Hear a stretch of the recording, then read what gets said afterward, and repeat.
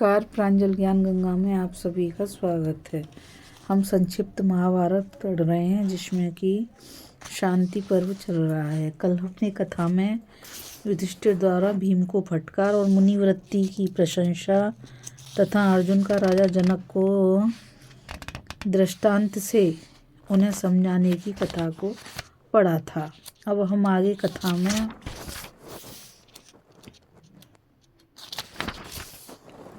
महर्षि देवस्थान और अर्जुन का राजा युधिष्ठिर को समझाने की कथा को पढ़ेंगे। वैशंपायन जी कहते हैं, राजन, युधिष्ठिर की बात पूरी होने पर वहां बैठे हुए देवस्थान नाम के एक तपस्वी ने ये युक्त वचन कहे।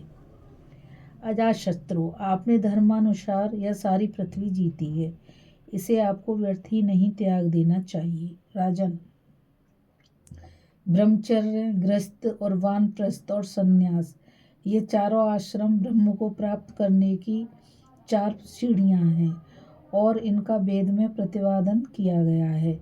अतः आपको इन्हें क्रम से ही पार करना चाहिए। आप अभी बड़ी बड़ी दक्षिणाओं वाले यज्ञ कीजिए। महाराज, स्वाध्याय यज्ञ तो ऋषि लोग किया करते हैं और कोई ज्ञान यज्ञ भी करते हैं। गृहस्थ तो यज्ञ के लिए ही संपूर्ण धन का संचय करते हैं। वे यदि अपने शरीर अथवा किसी अयोग्य कार्य के लिए उसका दुरुपयोग करते हैं तो भ्रूण हत्या जैसे दोष के भागी बनते हैं। ब्रह्मा ने यज्ञ के लिए ही धन की रचना की है और यज्ञ के लिए ही पुरुष को उसका रक्षक नियुक्त किया गया है। अतः यज्ञ के लिए सारा धन खर्च कर देना चाहिए। उसके बाद शीघ्र ही कामना की सिद्धि हो जाती है। राजन, अविक्षित के पुत्र राजा मरुत ने बड़ी धूमधाम से इंद्र का यजन किया था। उनके यज्ञ में लक्ष्मी देवी स्वयं पधारी थीं और उनके सभी यज्ञ पात्र स्वर्ण के थे। राजा हरिश्चंद्र का नाम भी आपने सुना ही होगा। उन्होंने भी बड़ा धन खर्च करके इंद्र का यजन किया था। उससे वे पुण्य के भागी हुए और शोक रहित हो गए। इसलिए सारा धन यज्ञ में ही लगा देना चाहिए। राजन, मनुष्य के मन में संतोष होना स्वर्ग से भी बढ़कर है। संतोष ही सबसे बड़ा सुख है। संतोष से बढ़कर संसार में कोई बात नहीं है। उसकी ठीक स्थिति तभी होती है जब मनुष्य कछुआ जैसे अपने अंगों को सिकोड़ लेता है, उसी प्रकार अपनी सब कामनाओं को सब ओर से समेट लेता है। उस समय तुरंत ही आत्म ज्योति स्वरूप परमात्मा का अपने अंतःकरण में ही प्रत्यक्ष अनुभव हो जाता है। जब मनुष्य किसी से भी भय नहीं मानता तो उससे भी किसी को कोई डर नहीं रहता।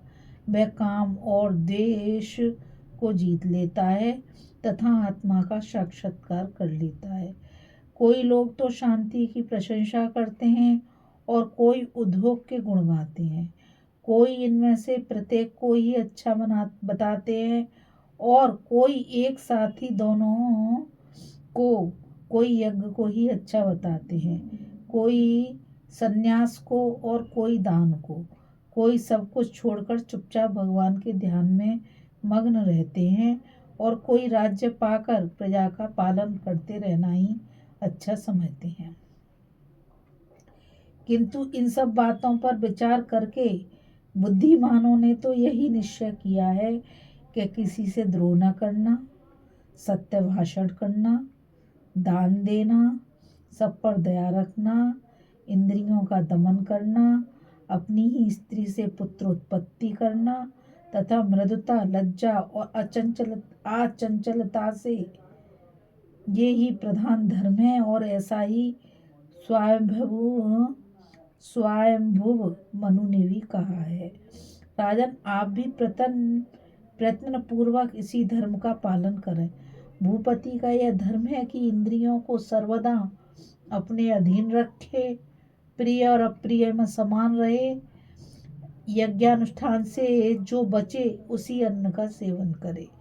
शास्त्र के रहस्य को जाने, दुष्टों का दमन करता रहे, साधुओं की रक्षा करे, प्रजा को धर्म मार्ग पर ले जाकर उसके साथ धर्मानुसार व्यवहार करे और अंत में पुत्र को राजलक्ष्मी सौंपकर वन में चला जाए।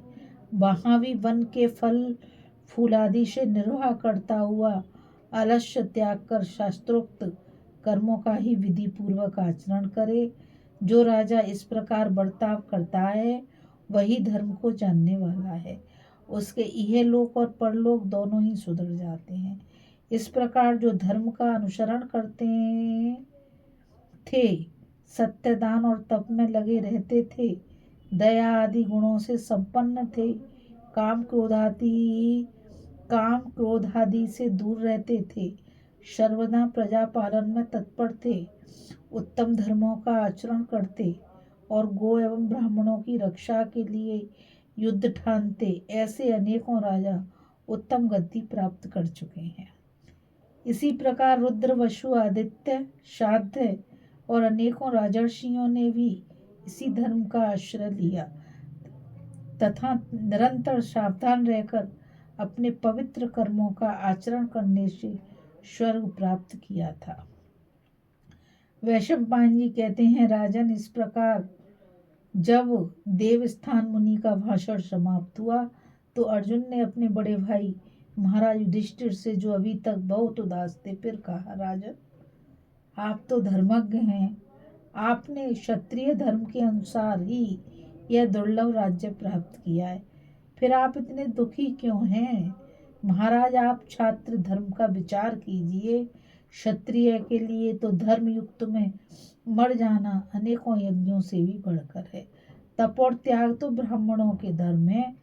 दूसरे के धन से अपना निर्वाह करना यह क्षत्रिय का धर्म नहीं है। आप तो सब धर्मों को जानते हैं, धर्मात्मा हैं, बुद्धिमान हैं, कर्म कुशल हैं और संसार में आगे पीछे की सब बातों पर दृष्टि रखने वाले हैं, तथा आपने छात्र धर्म के अनुसार शत्रुओं को परास्त करके यह निष्कंटक राज्य प्राप्त किया है। अतः अब मन को वश में रखकर आप यज्ञ दान आदि का अनुष्ठान कीजिए। देखिए, इंद्र कश्यप ब्राह्मण का पुत्र था, किंतु अपने कर्म से वह क्षत्रिय हो गया था। उसने पाप परायण 99 जातियों का वध किया था। लोक में उसके इस कर्म को प्रशंसनीय ही माना गया है। अतः जो कुछ हो चुका है उसके लिए आप शोक न करें। ये सब वीर तो छात्र धर्म के अनुसार शस्त्रों से मारे जाकर परम गति को ही प्राप्त हुए हैं। इस कथा में बस इतना ही। अभी हम कथा में महर्षि देवस्थान और अर्जुन का राजा युधिष्ठिर को समझाने की कथा को पढ़ रहे थे। अब आगे कथा में हम महर्षि व्यास का शंख लिखित और राजा हैग्रीव के दृष्टांत देकर युधिष्ठिर को प्रजा पालन के लिए उत्साहित करने की कथा को पढ़ेंगे। इस कथा में बस इतना ही। मुझ गीता रावत को आज्ञा दीजिए। कल फिर मिलेंगे एक नई कथा के साथ। और मैं आप सभी से यही कहना चाहूँगी कि इस चैनल को ज़्यादा से ज़्यादा लाइक, शेयर और सब्सक्राइब कीजिए, ताकि यह अमूल्य ज्ञान अधिक से अधिक लोगों तक पहुंच सके। और कमेंट के द्वारा बताइए कि यह कथा आपको कैसी लगी। यदि कथा में कोई त्रुटि रह गई हो तो उसे भी बताइएगा, ताकि मैं उसमें सुधार कर सकूं। राधे राधे। जय श्री कृष्णा। नमस्कार।